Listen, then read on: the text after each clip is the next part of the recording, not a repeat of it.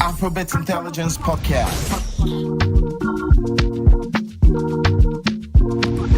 Afrobeat Intelligence, democratizing African music.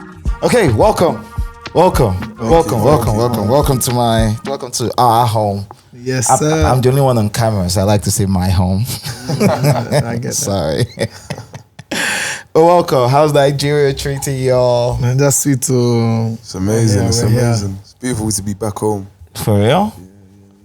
What's the most fun Yeah, stuff? it's home for me too, bro. Yeah, I know it's home. Why? You don't believe it's home for me? I know it's home for you. Okay. I know it's home for you. He said, this accent is not sounding like a home accent. Well, but you do look like home. Okay. I'll take that. I'll take that. Say no more. How are you guys? Great, man. Great.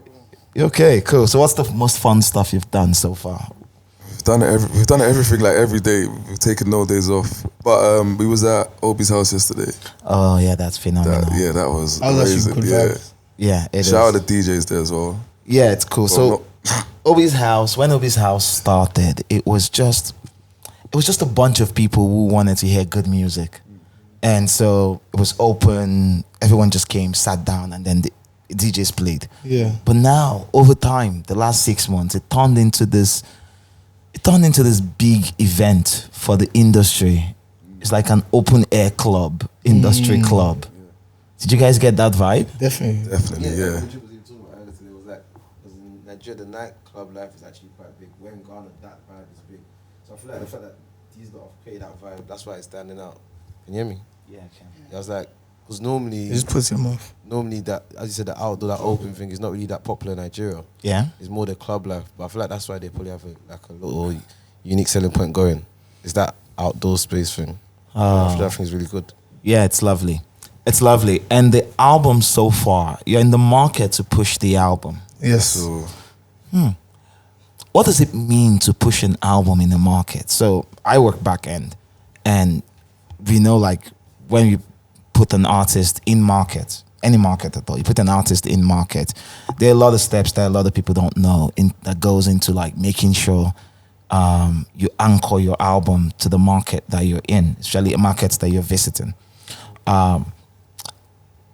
What does it mean to push an album in a market that isn't London? Oh, as in what the challenges or just the process in itself? The process in itself. So the process in itself, obviously, we have the product, in this case, the album, everybody's album, and then the territory, which is, let's say, in this case, Nigeria. It's just touching all bases that we would normally touch in the UK, down to online, and then in real life as well. So socially, obviously, we do the meetings, the interviews, the press, and then in person, going out, being out there. 'Cause I feel like that's very important as well. Yeah. When you're pushing something in the market, being there, being on ground. On ground allows you gives you access to the people of that territory, True. the people that are not spread the word. I feel like even though social media is very big and word of mouth and also being out there does the job as well. So, example, being there with you as well is part of the campaign of having these discussions about the album on ground with people that are in that territory, and just being outside with it, pushing it. It's like basically flagging the flag of, okay, everybody's album is here. Every room we enter, discuss it. Apart from Nigeria, I know Nigeria is always memorable, but where else so far? 10 years. 10 years of work. Your album came out 10 years after you started. Yeah, it's crazy. not that long, is it? Yeah, well, when you think of, like, music and pop culture, 10 years is 2 generations of stars. I know. 2 generations. Facts, Yeah. facts. Yeah, 2 That generations. actually makes sense because even like we all have this feeling that we're kind of stepping into a new generation just within ourselves in terms of NSG and Area Boyz. It's like a new chapter after we released the album and 10 years. So what you said it makes perfect sense. Yeah, it is, because I've been here for 10 years also. And Jeez. I have. Yeah, I'm still new. Trust. Yeah, but what I have noticed in 10 years is I've seen 3 generations, because the people when I came in, the people that I started with were leaving. And then after that, a new crew came. And now 5 years later, now we're seeing another new generation come up. So each 5 years is like a generation in music. It's actually so interesting you say like that's 2 generation of stars. Yeah. But I feel like these days, especially with the way things are going, in 10 years we can have more than 2 set of stars, like maybe into the 4s. That's sad. I know, because That's what America was doing. That's the why they had the attention double to XL detail thing. now. What do Everything. you mean? Like you feel like every So now he says, yeah, yeah. 2 stars. So you know, he No, said no. every 10 years, Like a set of new there's stars set of in new 5 stars. years. So he said in 10 years, 5 we've had 2 stars, yeah. But I'm saying now, I feel like within the next 10 years, we'll see like more than 2 generational stars. Yeah, yeah, Do you know what I mean? definitely. So if I was to, let's say, I feel like now, because of the consumers and everything, attention to detail is like this. It's like this. So we can have a star this year, that will run for maybe 2 years. But in the 3rd year, there's another star that's running for 3 years. But I think it'll balance out. The quicker we get them, the quicker they'll fade out as well. I feel like. Yeah, no, of course. But that's weird because I know America did a double XL thing every year, so that's how they kind of Gauge bring in the the new stars. generation, innit? When in the last 3 years, the new generation That's the has problem. has a new Recently, generation. they haven't. And that's what you were saying. The quicker they come in, the quicker they. So if you look at it, the ones that stuck, which is literally the 5 years, he's saying it was that generation of code, that Black Lil Yachty, Yeah, yeah, Savage, Lil Uzi. That generation, you know what I mean? So that was that generation. Each year they might do one, but I don't mean they're gonna stick. You know what I mean? So 5 years, literally, I hit that point about 5 years. It's not a good thing though. But And that's what I'm saying. I mean, I don't know. But you know when you look at the concept, if you take music as a business, so you know in business, just a general rule of factor, like the average business takes 5 years to build. actually establish and become a thing. Yeah. If you look at music as a business, that's perfect sense why it's 5 years, because music is a business. True. So it takes you start, and but within 5 years you're now cemented as a business. In this case, you're cemented as an artist. So on the business aspect, that's perfect sense why it takes 5 years. Okay, because for me, I like to see the reason why I preferred 5 years. I know social media has come, a lot more channels to push, a lot more channels for people to access music, and so it's expanded the creative class, and you know, so much that now we have people like to think we have way more than we can consume. Way more than we can consume. And so with that, for you guys have done it. You guys started doing it before all of this changed. And now it's changed. You're still on top. What's different, bro? What are you There's 6 people? of us. Teach us. There's 6 of us, first of all. Okay. You know what I'm saying? But I think, what's different is that, even going back to what I just said, the fact that there's 6 of us, it's not something that can really be replicated. True. Do you know what I'm saying? Like, if we use the Americans as an example, when they're, like, the trap wave kind of came out, then all the new artists kind of sounded like that. But you're not going to get one artist that's going to sound like 6 of us. True. It's just never going to happen. And I don't really see another 6 artist group coming up either. Yeah. People have gone more greedy now. I also feel like there's definitely also understanding the markets which your consumers are in, and technically not changing your sound, but adapting and adding that sort of sound into what you're doing. So, for instance, Afrobeat has changed during the past, say, 5 years. Say 5 years ago, I'll say. You say 5 years ago, the 5 bounce clap Afrobeat was really popular. But these days, stuff like Amapiano's taken over. Yeah. So it's not necessarily changing your sound, but let's say incorporate that. So say if you're still doing a 5-beat bounce, incorporate log drums in it to make it sound Amapiano. So it's about understanding the markets you're operating and seeing where it's going. And I feel like incorporating that stuff, and not only that in terms of the production, in terms of artists as well. Like being at eyes to who's relevant, what they're doing right. If they make sense of what you're doing, incorporating them in as well. You know what I mean? Drake is the king of that. True. Keeps you relevant and fresh. So it's True. about eyes on the market. True. Well, yeah, which brings me into something else. Hybrid of 2 things. One, this space, music lives on the edge of technology, the edge of culture. I like to think of music as the front line for every cultural change that happens. Because from TikTok down to the new word, that's technology. But like things like the new words, previously we didn't have Rees. We didn't have Giat. We didn't have steez. Yeah, we had swag. But not steez. And so It's true. Everything evolves. yeah, and music stays on that edge. So first, isn't it so tasking that creators have to live on the edge? Do you know what? I feel like that's what kind of creates, that brings the creativity to life. You know, I mean, a lot of our, talking for NSG, a lot of our lyrics and our, you know, the things, our music is based off of real life experiences. Yeah. And there's just something about the thrill of living on the edge that brings you to the forefront of your, you know, most creative like side. You know what I mean? The other day we were lit in the club, the guy was writing his lyrics in the moment. You know For what I mean? real? Facts. Yeah. Do you know what it is? I feel, like you said, I feel like it's not, I'm a creator, I have to live on the edge. Yeah. I think it's the fact that I live on the edge is what makes me a creator. Do you know what I'm saying? So it's Not not, chicken and egg. yeah. It's egg and chicken. Yeah, that's what it is. Okay. And the concept of like dynamism, living on the edge means you're always changing.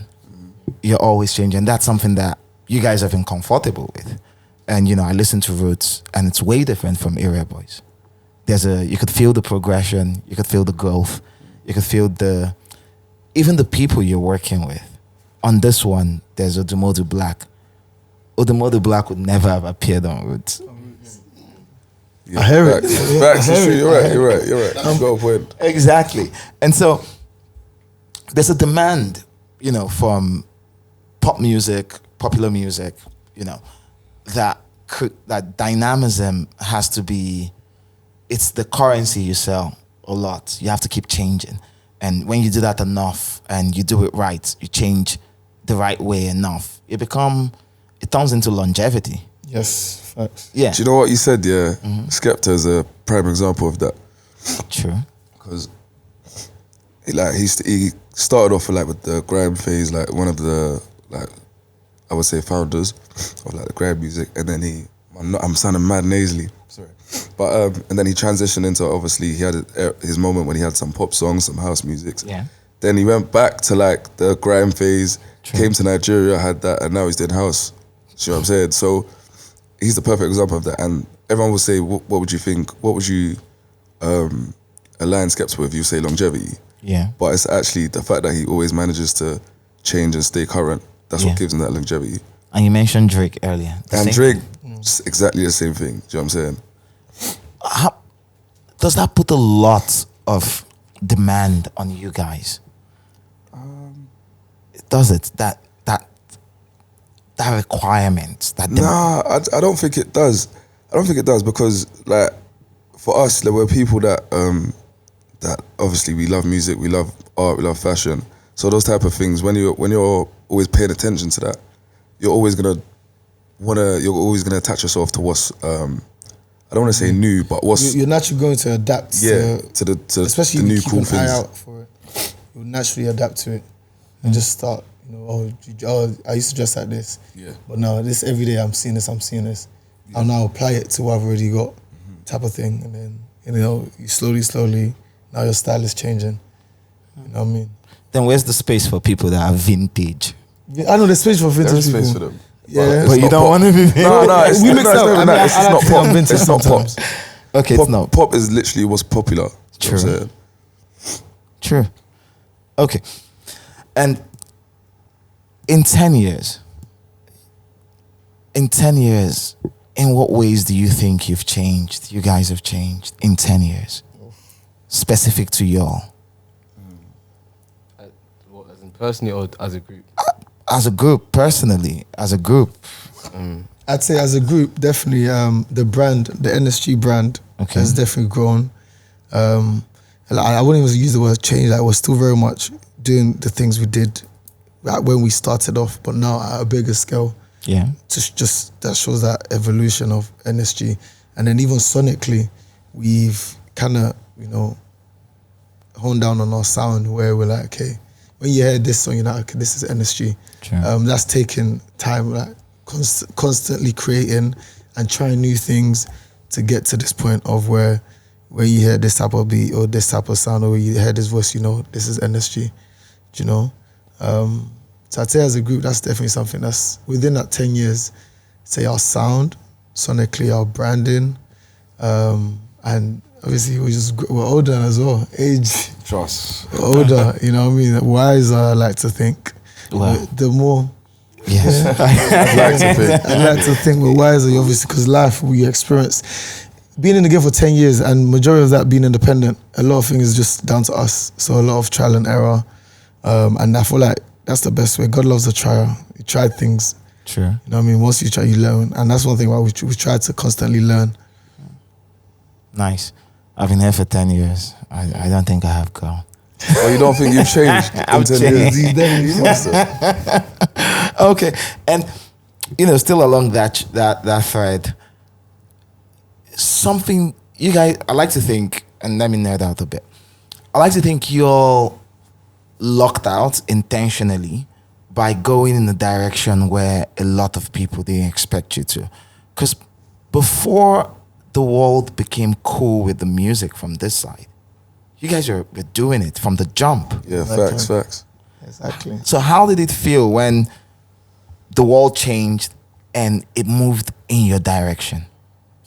Yeah, as you said, I feel like with us, when we 'Cause- even, I feel like with us when we was even starting doing it, like we was not looking at what the world is per se looking at. We was looking at what we are like, what's true to us. We were really cultured, you know what I mean? Yeah. A few of us born back home, a few of us lived back home for a while. So it was like, what came naturally to us, do you know what I mean?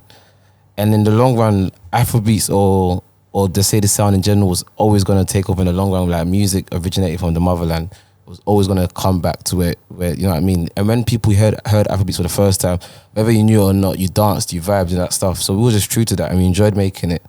So when obviously the world now shifting to that side, it was just an extra blessing. But it's not a thing where we feel like, okay, this is what's going to happen. The world's going to shift to Afrobeat. That's why we're making it now. We enjoy doing it, and we're being true to ourselves at that moment. So the world shifting to that sound is just an extra blessing that came. Did you guys celebrate when that happened? Was it a confirmation of what you guys knew? Do you know what? Yeah, I won't even say comfort. For me, firstly, when I started noticing like the sound even like it was becoming more and more global, because it's a thing of days, like weeks and days. Bigger things happen for the sound. The way I saw it was like there was a sort of relief of, the world is finally caught up to us. Okay. Because in a way, yeah, when we were doing this from jump, again, like Kruddz said, we didn't think, we're just being us. So when the world started doing it, accepting, it's like, they're finally catching up to us. We felt very ahead of the scope, the trajectory. That's beautiful. I wish I had that. That's what happened with Bitcoin. You know what I'm saying? Trust. Funny That enough. doesn't boom. Funny enough. But that's what happened. Yeah, but that's true. That's what happened. People in the French corner did something they believed in, you know, whether you believed in it or not, doesn't matter. They just focused and nerded out on it. And all of a sudden, everyone caught up with them. So you're like, Good one. so you guys are That's a good one. That's a good one. yeah, you guys are cultural. You guys are cultural Bitcoiners. Thanks. I like that. New currency. Okay. And how did you guys get to the point where you were ready for the album? I feel like, because we're always working, we're always in the studio making songs. And we have been teasing this album. When was the first tweet? I think we've been teasing this album for like 2-3 years. Yeah. So I think it was lockdown. We kind of made a decision, okay, we're going to drop an album. But we just didn't have the album completely ready yet. So over a period of time of working, and obviously we had some tours. So when we had like a few months off tour and just to focus on the studio, it was like, okay, cool. Now we're definitely ready. We've established a brand, Area Boyz, you know, and we kind of know where we want to take our sound. So then within that period, it was just a matter of locking ourselves in the studio. We got a camp, so we had like a studio camp. Yeah. 3 producers, and we stayed there for a week and locked in and just made the bangers. The hard part was discussing what's actually making the album. For real? Songs Yeah. the track list. Who did you guys take out a lot more of his favorites? Nah, you know what? We actually all sat down in the studio. We were going through all the songs, but I feel like a lot because again, sonically, like we know what the NSG people like, you know, and then we know the type of NSG that people may not be used to. So adding that element into it as well, giving them the you know what you're used to, and then giving them the unexpected. So we kind of call that balance. I think like a lot of us had similar favorites as well. Because you know when you hear a song and you're just like, yeah, this song is hard. Like even for example, Everybody's Prayer, making it the intro. Yeah. You know, it's like this is a perfect, like it's a prayer, good opening. The song is hard, it's very emotional. So that's like an example. We knew we needed some sort of feminine energy, like something for the women. Again, that's where Tonight comes in with Libyanka and J5. Yeah. And so those elements kind of played a role in decision making for the songs that are making the album. You know, like sort of, let's say, criteria, you know, and all the criteria is bangers. Okay. Banger, and then you just add a little cater to this world, cater to this territory, you know, this type of feature. So all those criteria got us to the 19 songs. And for a song like Nella Rose, that was beautiful. I watched the video. You guys gave back to community. Thank you. That was nice. Thank you. I saw it when it popped up and I watched it. I'm like, oh. Is that feeling? Yeah, to be fair, I think. And then when you gave the laptop, when I saw the laptop, I'm like, oh no. That's how I actually felt on the day. It felt wholesome on the day. Like, for real? Yeah, it didn't feel like everyone having fun. Yeah, everyone having fun. The community came out. It was good. It was good vibes. I feel like in terms of vibes, probably one of the best vibes we've had in the video shoot. It was pure and. Yeah, that was, moment. literally. I can feel it. I wish I was there. Yeah. Last time I was there, I think I was there last year. I swear. Yeah, I was there last year. Where did you go? Oh, a number of places. I started off at Herefordshire because I wanted to hang with the animals on the farm. You went to the farm? Yes. I went uni. Yeah, I know. 3 of you went to school in Herefordshire, University of Herefordshire. Knows. No worry, I did my research. Come on, Joey, Akan. And so from there I moved to Croydon. Okay. That is fun. A culture shock. Yes, it was.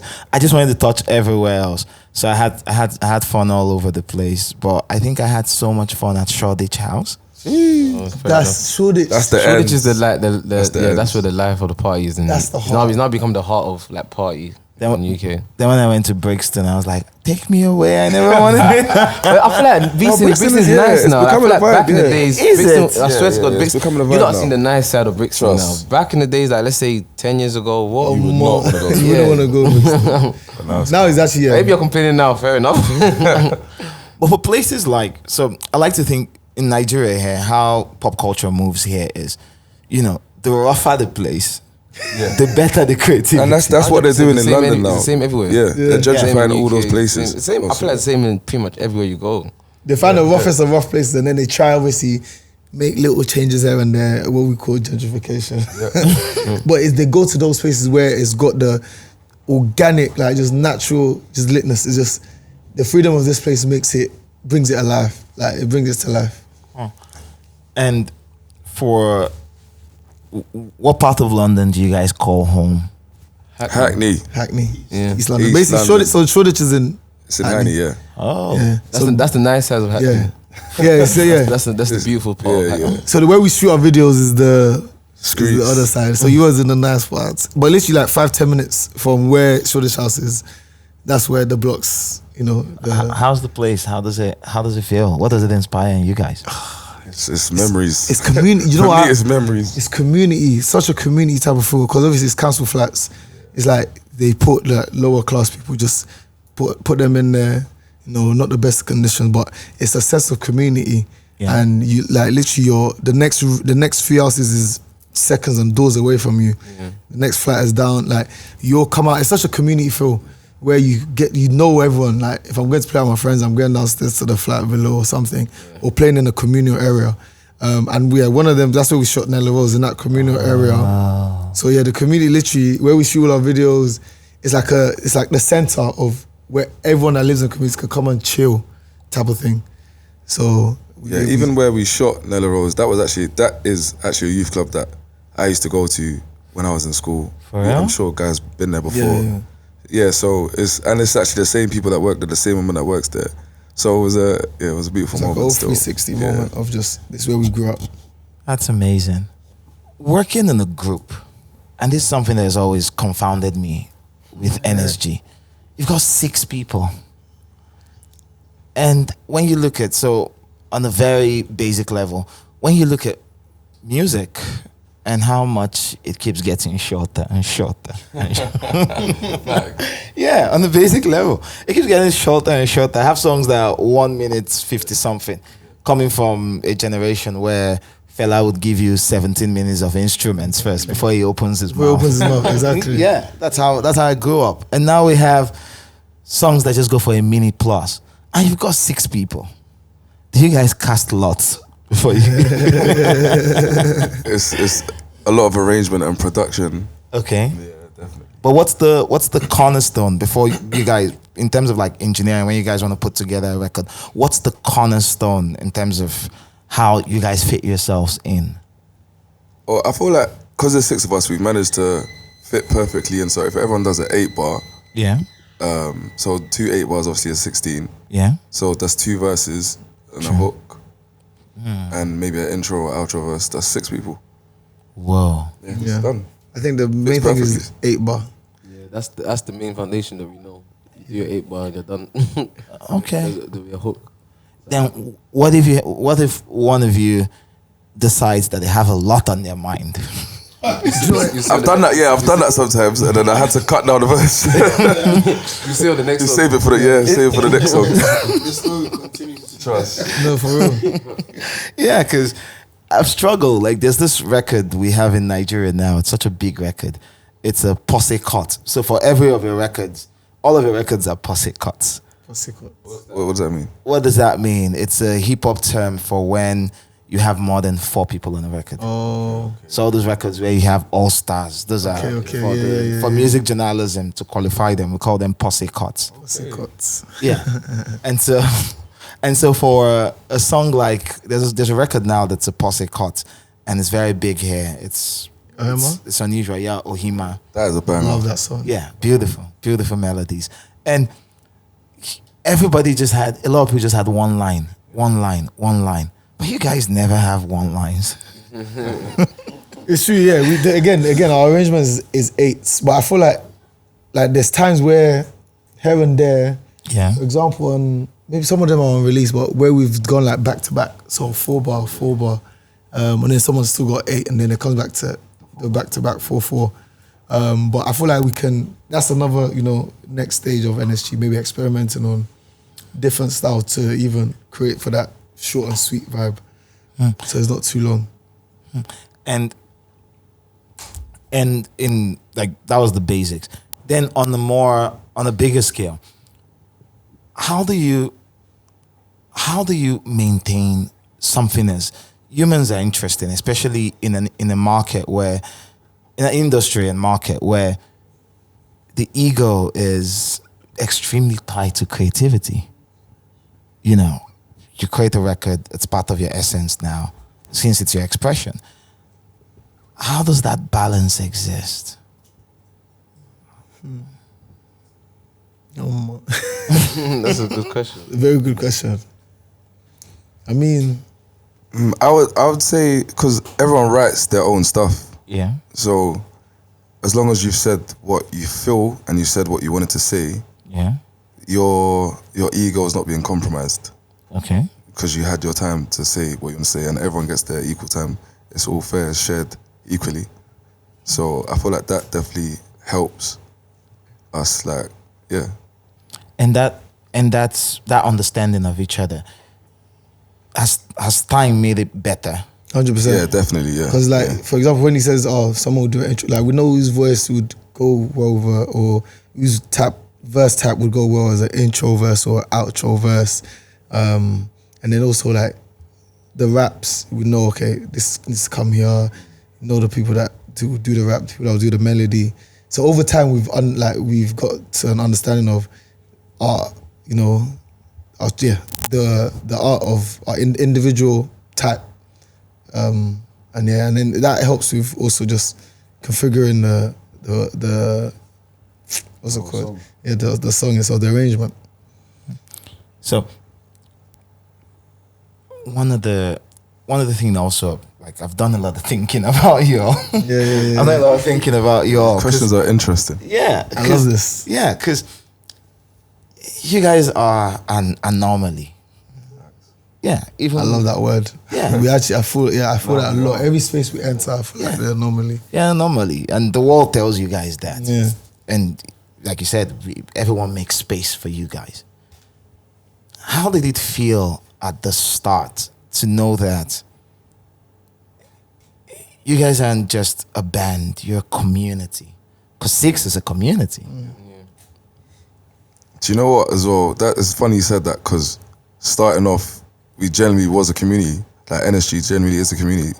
There was way more than 6 of us. Yeah. There is way more than 6 of us. Yeah. But there's 6 artists. There's 6 artists. Okay, that's a good but way to look at NSG, like, as the NSG collective, Entertainment. NSG Entertainment. I don't want to say the gang, but I'm gonna use But the gang. I get the point, don't worry. So there's way more than 6 people. So that community element has always been there, even before we was doing music. And does it get? Do you think the world with time and everything, the world has adjusted to you all? Now, you know, still today, people say, "Oh, how many people are in NSG?" I can walk past NSG today and not know who they are. Like, it's all part of it. But one thing I'd say is, because, I don't like. It's not much of adjusting to what the world wants. We own each other's energy. Yeah. I mean, there's 6 of us. So it's like, even when sometimes it's funny, but when we're in like a social setting or public setting, Yeah. our conversations is still very much within us. Sometimes, like, let's say I'll go get a joint, I'm coming back, and I'm just seeing the man chatting, but we're so in our own world that whatever's going on, like, we don't care. We're just making noise within our community type of thing. So whatever's going on, until you kind of step out of it, like, and then look at it, it's very interesting to see that we're actually very much in our own bubble, in the world bubble. Like, our bubble's there, and we just stay within it. No, not business and what's going on around, you know. That's beautiful. You guys should hold on to that. Yeah, amen. Yeah, because it's beautiful, and even the fact that it isn't normal, that makes it more beautiful. Thank you, man. It's like a throwback to a time when the world was less fragmented, man. Yeah. Hey, Yeah, so to see that exist. This guy says deep stuff. I You know? This guy says some deep stuff. No, for real. Fair enough, bro. That's deep. Yeah, but that's the truth. Sorry if I get too deep. No, that's good, but I like this. We actually have these covers. It's needed and it's good, because it kind of sometimes when you're doing it in the midst of it, you don't I realize. sound sometimes. Yeah. Well, but well done. Well done for holding on to this. Well done for making it work. Thank you. And well done for keeping it for a decade. And, you guys, from what I can see, you guys are poised for another decade. The music is great. The chemistry is amazing. I listen to the records and I'm like, okay. You could tell like there are multiple people here, but there's a harmony. There's a harmony that exists, and everyone just feeds into each other. And that's amazing. Thank you, man. Thank you. Okay, so for a record like Collion, Yeah. Jeez. yes. I know they do crime, but it's not against the upper Upper echelon. echelon. Let's go. At the age of 2, I don't get my killer instinct. That verse. That's hard. So for a record like Collion, it felt too personal. Why do you say it felt personal? Who's the criminal here? Everybody that criminal. Everybody that criminal. Bro, even those at the top of the world are criminals, bro. Everyone's a criminal in your own way. If you bend the little rule, whether that be in your own relationship, in your life, in your household, you're a criminal. You bend the rules. True. You still meet from the pods. True. And so, what's the balance in terms of like creative expression? You can do records like Nella Rose, and you can do records like Don Collion, where one is very rooted in dance, the other is extremely rooted in hip hop. How does that balance work for you guys? How does the balance work? I don't know. I feel like it's more about, because if you look from London, innit? So it's like we're around different cultures, so it's kind of easy like to blend different type of like, I don't know, sounds and stuff. That's what I feel anyways. We listen to a lot of music in the UK. Like before a song might pop in Nigeria, we might know from the UK. this song is good. So we're very attentive to like stuff. And that's cool. So how important is it, just rolling off that, how important is it to consume music for you guys? So I meet a lot of creatives, a lot of people, and when I talk to them, I'm like, one question I always ask, I even ask myself the question, where does creativity come from? Is it from constant consumption of other material, or there's just something within each person that just expresses itself? I feel like everyone's creativity will come from different. I feel like everything you just said is all one. Creativity can come from what you're listening to, can come from what you're going through, it can come from essence of how you're feeling. It's everything that you said all in one. You know what I mean? Where does yours come from? Everything I literally just said, it might come from one day, it might come from how I'm feeling. So my emotions, my melodies I'll do might be more sad. It might come from what I was listening to. I might have just been listening to a Burna Boy song, and I was like, yeah, I like that. And I went to the studio, done some stuff like that. Do you know what I mean? It might come from my aura that day. That day I'm feeling myself. I go in the studio, I might say lines like I'm feeling myself. So it's like, I think creativity comes from everything that you said. And if it pops out from everything, just walk with me, please. If it pops out from everything, it pops out from everything, it pops out from everything, where's the common ground? Especially when you all create, what's the common ground? The first thing first, I say the production, the beat. Okay. That's 50% of the music, So with the beat being there, a beat will make us feel. It makes you. What does this beat make you feel like? What's the first thing you say when you hear this? What essence does it take you into? Once everyone kind of has the essence, we may ask, a lot of the time when we are recording, before anyone says it, we're like, what's the concept? What are you writing about? And in like 8 out of 10 occasions, we're writing about similar things, even before we've asked that question, just based off of this beat has made you feel like this. So you're writing like this. And the point also of what Kruddz said of, again, it can be what you experience, or you coming from somewhere, listen to someone, or we just come back from a party or something. And it happens a lot when we're in like other countries. When we're in France, you now hear the verses of a lot of French lingos. Yeah. Because it's what we're now around. You know what I mean? So I feel like that different creative processes coming together, the production of what the beat makes you feel, and then also just ask the question of, what do you want to write about today, or what's the concept kind of thing? Yeah, I feel like that's interesting. I was watching like a Rick Rubin clip. Yeah. And he was talking about like creatives and how you get your inspiration. And what he said basically, I'm not quoting it word for word. Yeah, just paraphrase it, it's fine. So what he said basically is like, if you're creative or you're creating, you kind of have to do it at the time. So, okay, let me give you an example. What you feel now and what you create is not going to be the same as what you do tomorrow. True. And it could be something that comes from within, or something that's more divine or more spiritual, but the key thing is the time. Okay. The time and the place. So wherever you are, create that thing, let it come out, put it out into the universe, and then another day you probably do something completely different. Yeah, I second that, man. Yeah. And I feel like to summarize everything you said literally from the creative point, I just feel like, to summarize, creativity is an extension of you, basically. So, Yeah. you know what I said, like how you're feeling, what you're listening to, all this stuff is an extension of you. What you listen to is you. You can tell someone that, you can not tell the person, but you can gauge the type of person the person is from the music choice. Yeah. You know what I mean? Or let's say the type of favorite artist they are. You can probably even gauge how they probably would dress, type of stuff. So like, creativity is an extension of you. So if creativity is an extension of you, technically, I feel like what merges us and brings the harmony is the fact that we're so cultured and African. So that is the core foundation of our creativity, being African and our cultural similarities. You know what I mean? Because it's an extension of us, African thingy, Joes, everything together. Okay, that's cool. And your relationship as a group with Africa, the continent, back home, I know it's a mix of both. There's Nigeria, there's Ghana. Sometimes, half the time, or rather almost all the time, we're friends. Sometimes we hold each other's neck. How would you say the continent has responded to your union? Everyone's always surprised. So Nigerians and Ghana can come together and do this. And we get a lot of people are surprised. So it's like sometimes some people think, oh, it's only Ghanaians or it's only Nigerians. But when they find out it's a merge, it's always like, it's interesting. There's always an interesting reaction. Did that play a role when you guys started?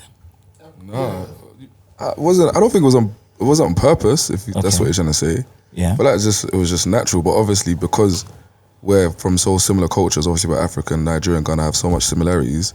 That's even how we were able to even just build that friendship before even music. Yeah, before music, from like secondary school. So like, it started off as friends. Yeah. Because like I'm in the playground, I'm looking at other people like me, and then also sometimes what you're eating, like or what you're saying, I'm like, oh, I can relate to that.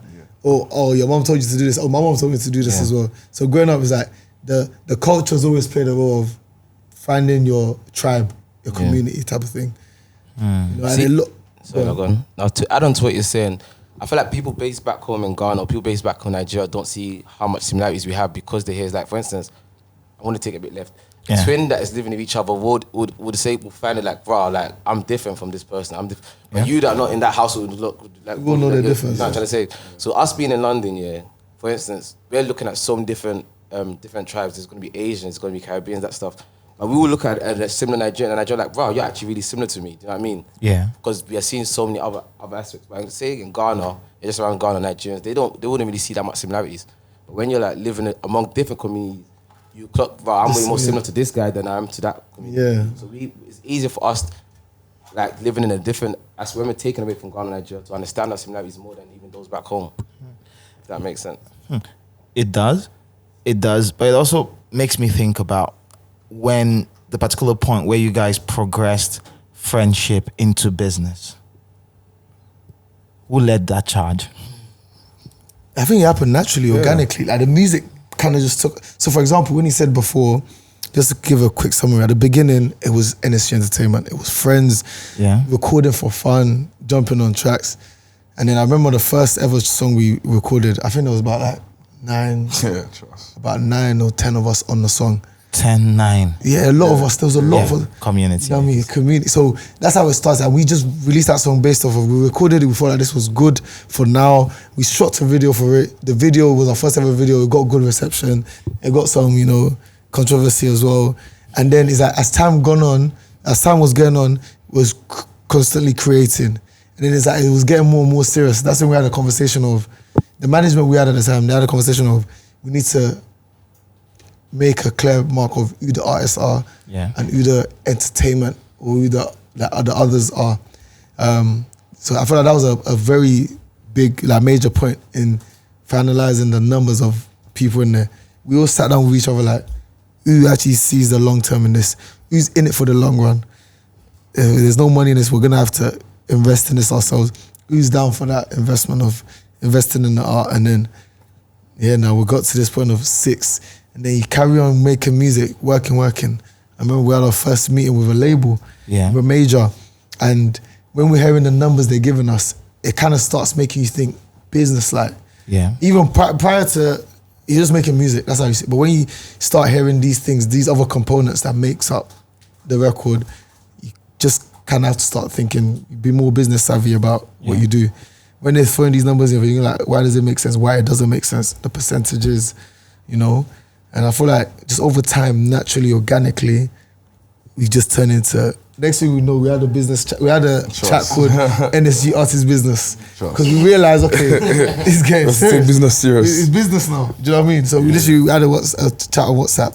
We're going to discuss things strictly business here. Organically, just happened. No, there wasn't a group of let's go business savvy our suits. Nah, it just happened. The music, literally.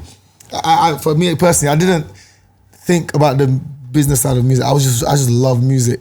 Do you know what I mean? But I feel like it plays a role, understanding the business of it. That conversation, the one where you guys had to like define things, that must have been such a sobering conversation. It was crazy. It was a mad day. It was a long conversation. It was long. It was very long. Because again, you have to be honest with yourself as well, and as well as be honest with your friends. The people I know, some of them said, they wanted to go solo. They wanted to do their own thing. And they did, And it was never bad, but a lot of the people that were in that first song, they're still around with us. still live life together as friends. Because again, before this, it was friends. And even when, with business and the music industry, it's a crazy place. Crazy, man. The chaos is never ending. Entropy is a constant. And when you mix, and it's very rooted in invention, music. I know people would say I invent from my heart. I create from my heart. I like to use the word invent. Invent makes me think machines and I don't know why. Well, you're inventing lyrics, man. Fair point. You're inventing songs. Yeah. You're inventing a feeling. Yeah. You're inventing aesthetics. They didn't exist before you did them. That's very true. Yeah, so a lot of it is rooted in invention. And for something as real and as personal as friendship, how does it survive in a place like the industry? God. It's the Almighty. It's and then again, when I think back to difficult situations within us, again, it's God that's gotten us through it, but also that remembrance of where we come from, where we started. Yeah, you know what I mean? For me personally, when a lot of difficult situations, I think back to what it was 2013, 2014, 2015, the hustle, we were very much literally, we got to get it for the gang, for the brand, for NSG, So the togetherness and to remain unified, I feel like it's down to the Almighty, man. I can't put on it anyway. I definitely agree with that. And as well, like when you said earlier, like even when we go out like together, obviously we meet, we obviously have a network, we know other people. Yeah. But even still, we're still within our own bubble. And I feel like that's just naturally how it is through everything we do.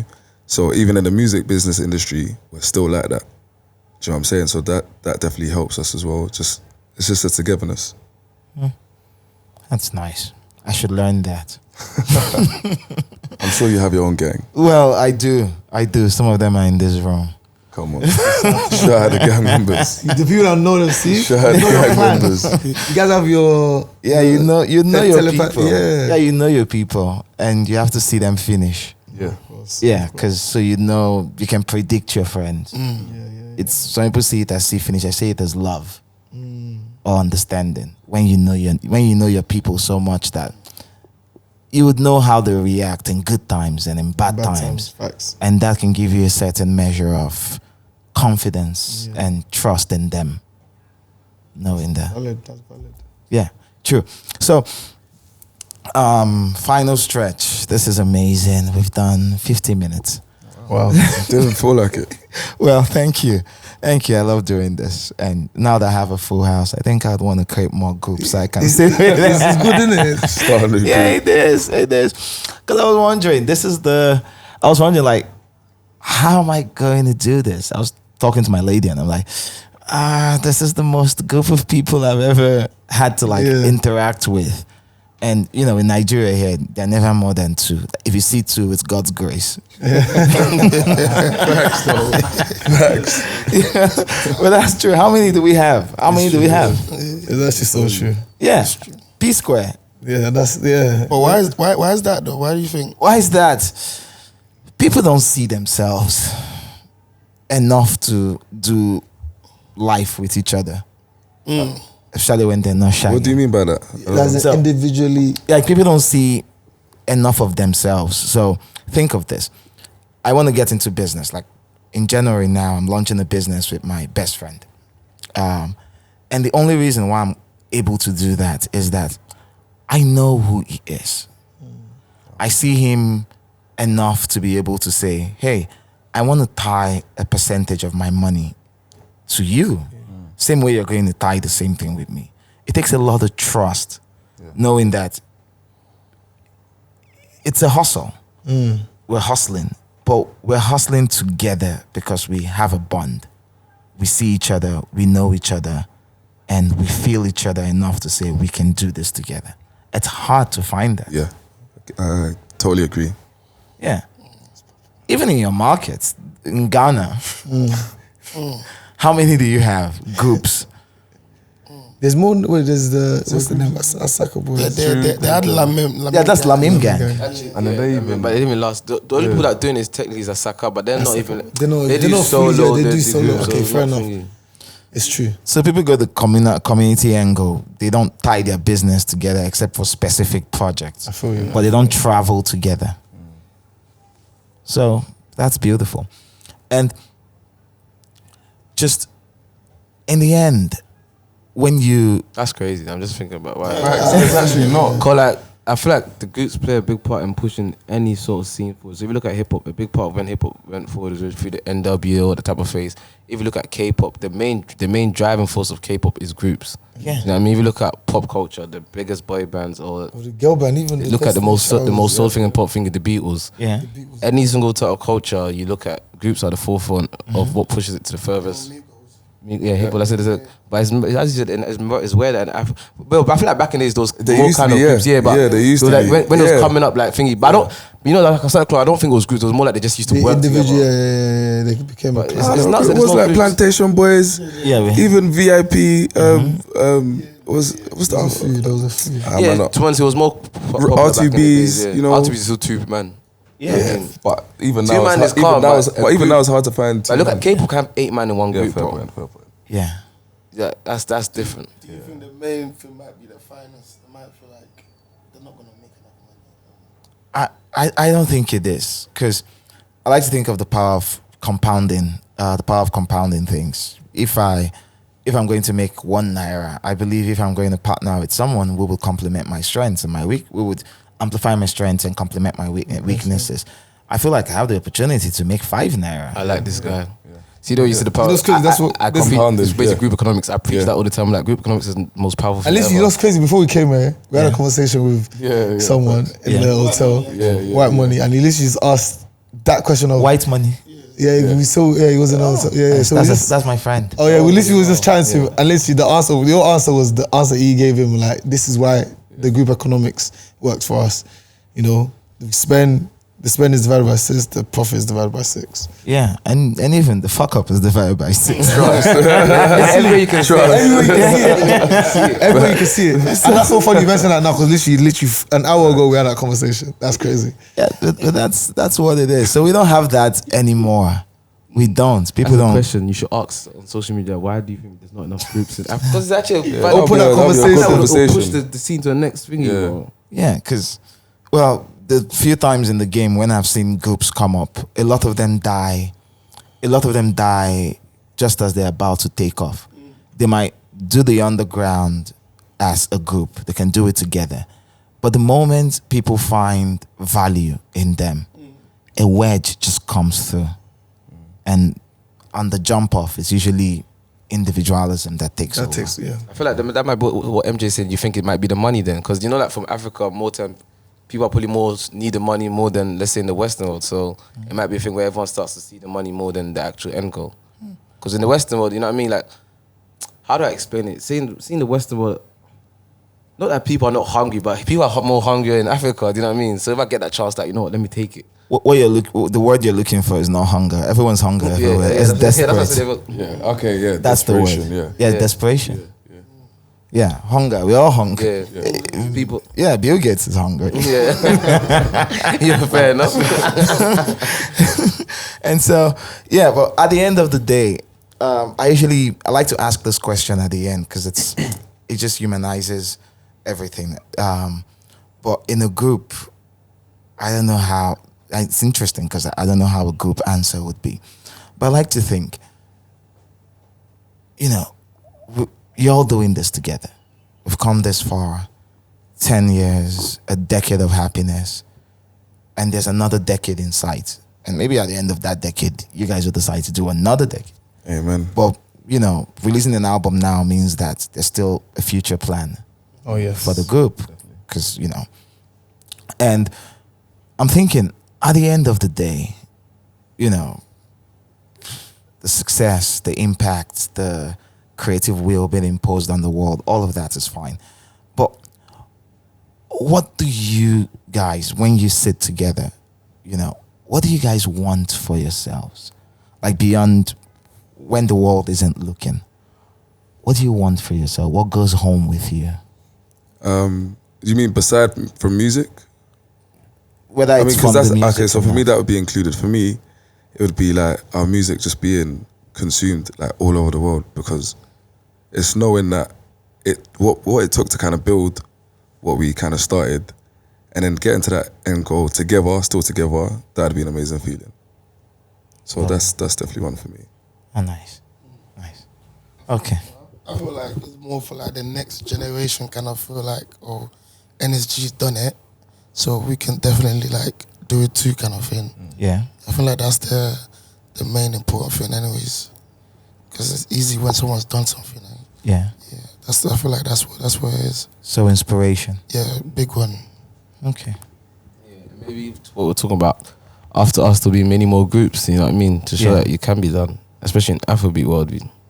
Yeah, it can be done. You guys currently are holding up the torch. And so when people look at your lights, definitely, it spreads. And thank you so much. Thank you guys for That was a great agreeing to chat. do this. That was a great chat. Thank you. Pleasure. Thank you. Yeah, literally pleasure. I had the time of my life. We do think pieces on some of your tweets. Oh, Think pieces, some of the tweets. 100%. The certain stuff you say, I'm like, this guy's talking sense. Yeah, Thank you. I don't. Basically, do you know what he does? Do you know what he does? He'll send your stuff to the chat and then do explanation. Break down what you. I'm not joking. And I know. I mean, so, and it's good. It's good. Check your DM. I've sent you. I said you took sense. I don't think you said it. I said I sent your DM. I said you took sense, bro. thank Do you know what I you. mean? So this. I'm tired, but stop saying that. Last one was it. So honestly, I don't think it's that. But sometimes this market sort of makes you feel, especially when you think, I didn't used to think I think differently, or I understood on a broader level until I started just talking what's in front of me. Yeah. And everyone's like, "Oh my God!" And I'm like, "It's just there in front of us." So I'm grateful that I can be of value in any way. I can push the culture forward. I think you would like to talk about the Ghanaian stuff. Nah, there's not that much to talk about. I just agree with what you said. Yeah. I just feel like focus on making better music. Your stuff will connect. But it's as Exactly. simple as you said. Because in the world we live in, I feel like obviously I get what they're saying, but I feel like There are no borders now. yeah, like Yeah. There's no borders obviously at the all. radio DJs can help, but bro, the music is way bigger than that. If you make a good song, it's gonna connect. King Promise's song, I heard Terminator in Nigeria. Did he force anyone to come play his song? Not at all. It's one of our biggest party records here. Literally, So, everyone's If vibes you, is do right. if you do the right thing, it'll connect. And Like shout out and Ghanaians, but that's all I gotta say. Man. Thank you. Thank you. Sorry, I can't. It's not just me. All right, guys. Thank you so much. thank you very Have much, fun, everyone. and we're out. Thank you.